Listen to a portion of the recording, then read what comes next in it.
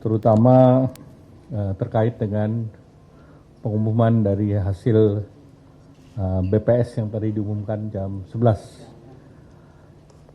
Kita lihat di tengah dinamika global yang masih mencari keseimbangan baru, ekonomi Indonesia tumbuh baik di luar ekspektasi dari berbagai lembaga, di mana di kuartal pertama pertumbuhan ekonomi kita mencapai 5,61%. Nah, pertumbuhan kita yang 5,61% ini adalah tumbuh di atas beberapa negara G20. Memang dari G20 ini yang belum keluar India. Tetapi di antara negara yang keluar termasuk China, Singapura, Korsel, Arab Saudi, Amerika Serikat, kita yang tertinggi. Nah, pertumbuhan ini merupakan pertumbuhan yang memang pemerintah siapkan dengan berbagai kebijakan, terutama dalam rangka kemarin Hari Raya Lebaran. Kemudian kalau kita lihat konsumsi rumah tangga masih menjadi penggerak utama dengan pertumbuhan 5,52%, dan ini semakin menegaskan bahwa momentum daripada Ramadan dan Idul Fitri serta pelepasan mobilitas itu meningkat dengan tinggi.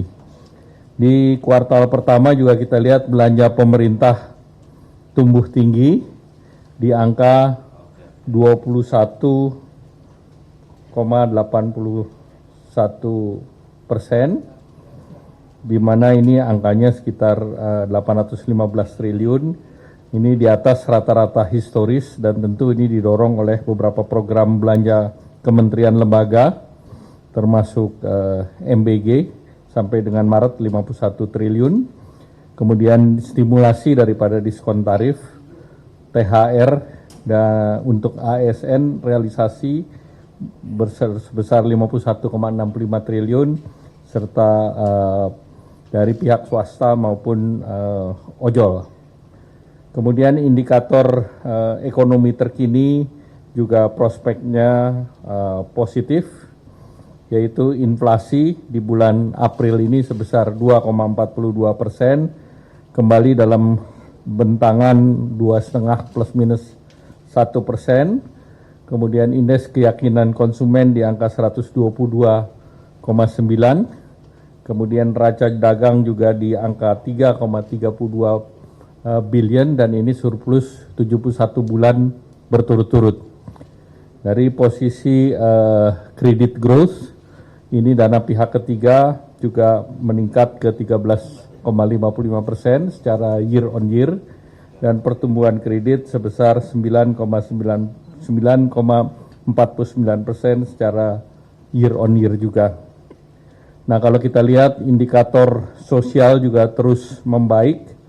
Sepanjang Februari 2025 sampai Februari 2026, penyerapan tenaga kerja bertambah sebesar 1,89 juta, sehingga total jumlah orang yang bekerja sebesar 147,67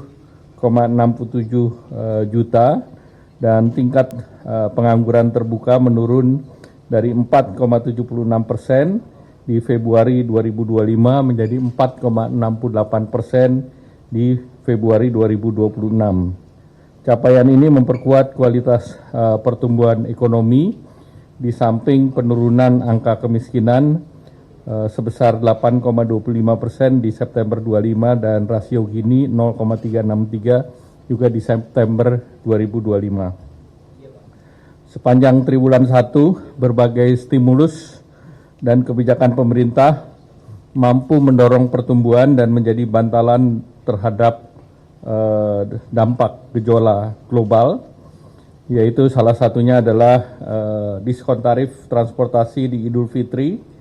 Penumpang kereta api ekonomi naik sebesar 7,6% secara year on year, angkutan laut naik 2,56% year on year, angkutan penyeberangan naik 13,7% year on year, dan realisasi subsidi sebesar 169 miliar. Dari kredit program KUR di kuartal pertama, capaiannya adalah 96,18 triliun dan ini merupakan 34,41% daripada target. Kemudian kredit Alsintan itu 55,92 miliar, ini 23,19% dari target. Kemudian kredit industri padat karya sebesar 82,93% atau 15% dari target, dan kredit program perumahan mencapai 14,92 triliun dan ini 42,89% dari target. Nah, kebijakan fiskal akan dioptimalkan untuk menjaga momentum pencapaian target pertumbuhan di tahun 2026 sebesar 5,4% dan menjadi buffer terhadap gejolak ekonomi global, antara lain gaji ke-13 ASN sesuai dengan PP 9 2026 targetnya sebesar 55 triliun. Kemudian akselerasi bantuan pangan April-Juni sebesar 33,2 juta keluarga penerima manfaat. Kemudian menjaga subsidi dan kompensasi energi APBN 2026 sebesar 356,8 triliun. Kemudian revitalisasi sekolah atau satuan pendidikan sebesar 13,4 triliun dan implementasi 3 juta rumah FLPP dengan alokasi anggaran 37,1 triliun. Bantuan stimulan perumahan swadaya sebesar 8,9 triliun dan kredit program perumahan dengan plafon 34,8 triliun. Nah, implementasi B50 di bulan per 1 Juli nanti dan akselerasi program EBT ini diharapkan bisa melakukan penghematan terhadap pembelian di solar sebesar 48 triliun.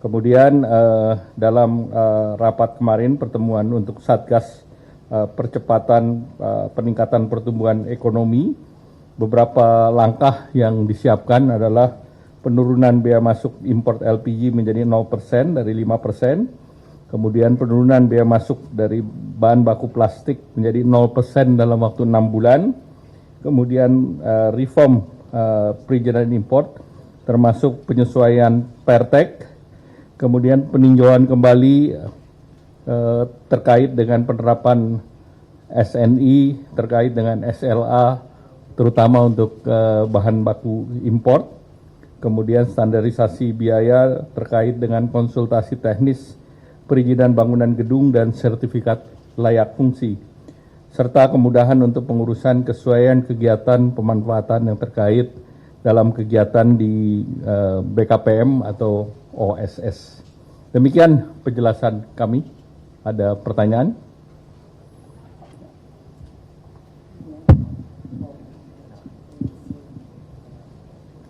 Ya, selamat sore Pak, saya Ari dari Tempo Pak. Mau nanya soal program KUR Pak, kan kemarin Pak Prabowo udah bilang kalau KUR tahun ini akan diturunkan jadi 5% per tahun bunganya.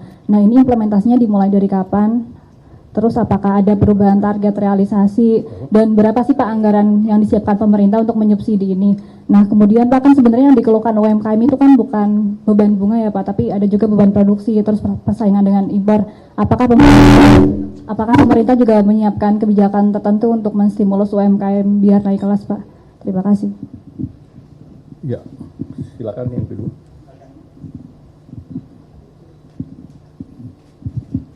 Selamat siang Pak, saya Noval dari tirto.id. Tadi Pak Erlangga sempat menyampaikan kalau meminta jaksa untuk masuk ke pasar dan memidanakan pelaku manipulasi pasar, termasuk goreng saham dan insider trading. Itu mungkin bisa dijabarkan lebih rinci Pak, itu nanti penerapannya akan seperti apa, dan juga apakah nanti ada peraturan kementeriannya. Terima kasih. Ya. Satu lagi.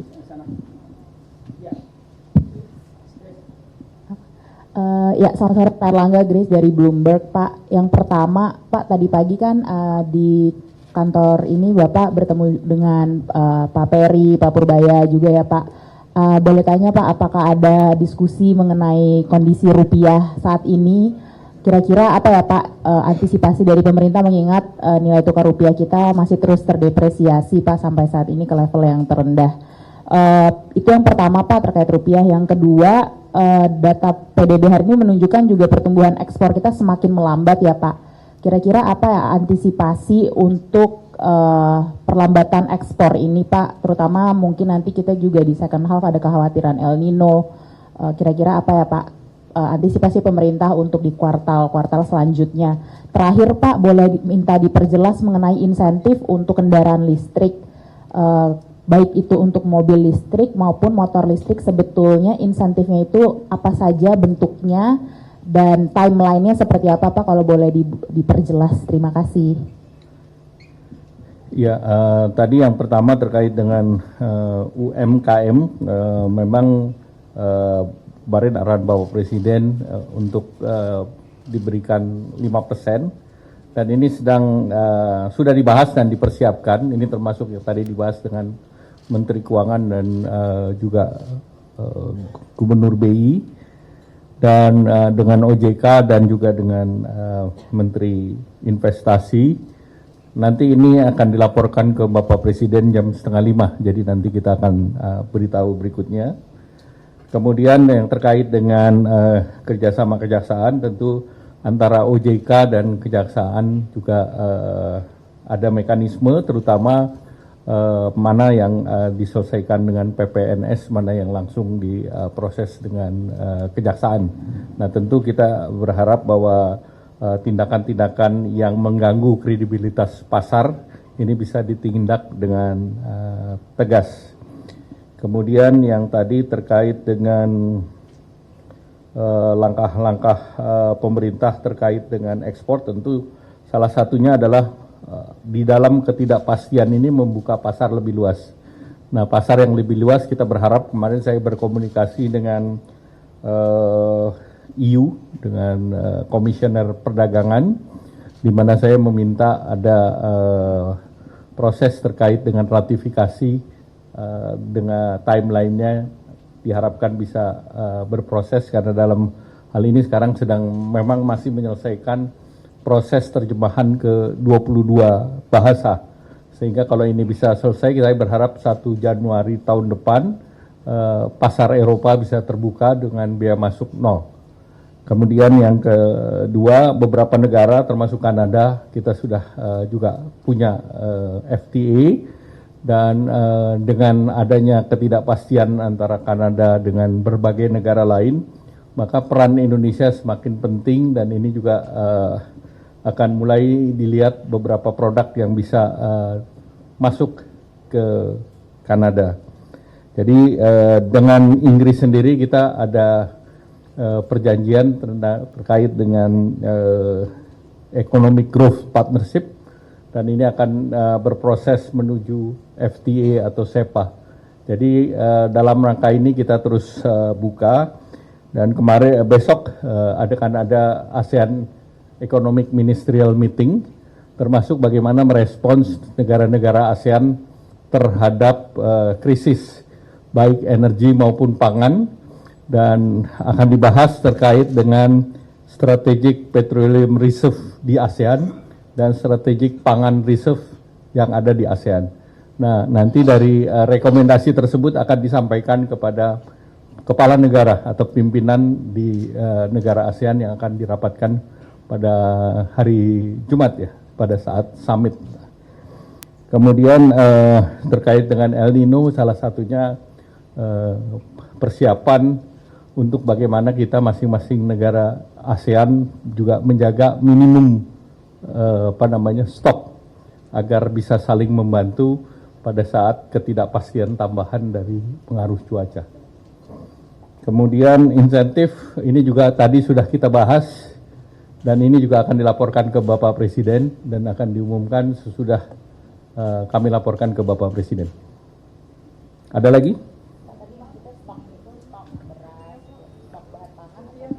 Ya. Terkait dengan rupiah, itu berbagai negara memang mengalami pelemahan terhadap US dollar, dan biasanya juga pada saat ibadah haji, demand terhadap dolar itu meningkat. Jadi nanti kita juga akan monitor kebutuhan tersebut, dan juga biasanya di kuartal kedua itu juga ada pembayaran dividen. Jadi demand terhadap dolar tinggi dan kita lihat tetap monitor bagaimana dengan negara-negara lain, tetapi kita sudah mempersiapkan dengan Bank Indonesia terkait dengan swap currency dengan Cina, kemudian dengan berbagai negara lain termasuk Jepang, Korea dan yang lain, sehingga berharap nanti ke depan kita juga akan terus mempersiapkan komposisi terkait dengan tingkat hutang yang kita bisa, surat berharga yang kita bisa terbitkan yang sifatnya seperti dari China ataupun dari yen, itu untuk menjaga tekanan terhadap US dollar. Ada lagi?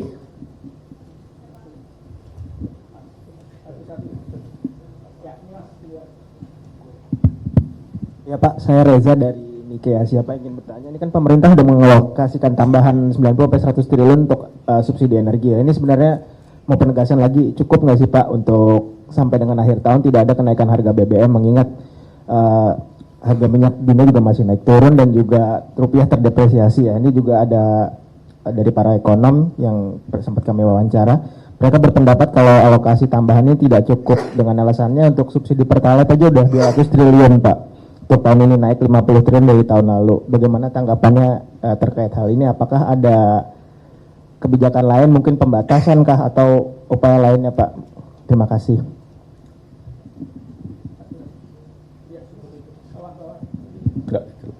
Saya Nina Pak, pertanyaannya terkait pertumbuhan ekonomi untuk triwulan kedua. Kan untuk triwulan pertama kita ditopang sekali dengan tahun baru, Ramadan dan Lebaran. Nah untuk triwulan kedua kan relatif tidak ada penopang seperti itu. Gimana pemerintah akan menjaga supaya untuk di triwulan kedua dan kedepannya bisa tetap nggak terlalu jatuh gitu. Apalagi kalau kita lihat PMI dari S&P kan agak turun ya Pak, untuk sektor manufaktur juga udah mulai kontraksi. Nah, apa aja yang disiapkan oleh pemerintah untuk menjaga momentum pertumbuhan yang sekarang udah lumayan gitu di triwulan pertama? Terima kasih. Ya. Pertama terkait dengan BBM kita masih monitor karena kalau sampai sekarang kita realisasi pembeliannya tidak $100. Jadi kan kita ada harga rata-rata pembelian. Sehingga tentu kita akan terus monitor sambil kita monitor juga apakah situasi perang atau damai bisa selesai. Kelihatannya di range harga itu 90 sampai 120. Sesudah itu dia turun lagi ke 100. Nah ini tetap kita harus monitor karena tidak banyak yang tahu, termasuk yang sedang berperang pun tak tahu. jadi kita sebagai impact yang penting kita punya skenario untuk menjaga, dan skenario ini sifatnya dinamis. Jadi tidak berarti bahwa kalau ini kita patok sampai akhir tahun, tidak. Tapi kita lihat apa yang terjadi secara dinamis dan kita mitigasi secara dinamis juga. Untuk pertumbuhan di Q2 memang salah satu yang kita akan genjot adalah belanja pemerintah. Karena tahun lalu basis daripada belanja pemerintah kan rendah. Dan tahun Q1 kemarin belanja pemerintah menjadi penopang.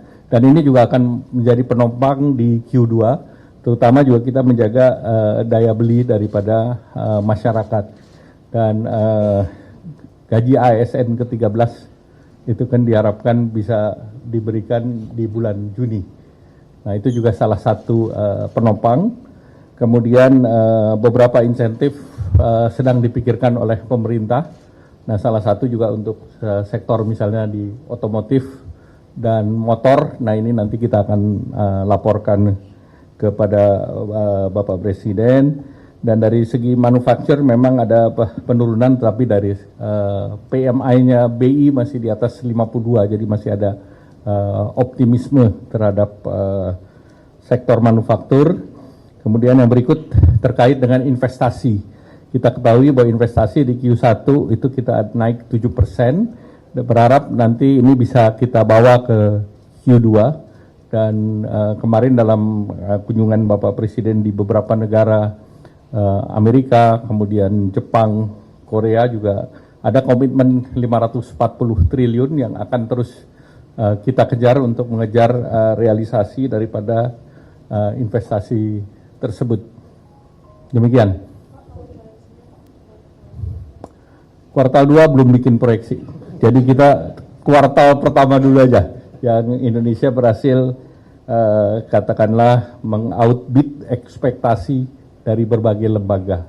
Jadi ini satu hal yang positif. Ya, terima kasih.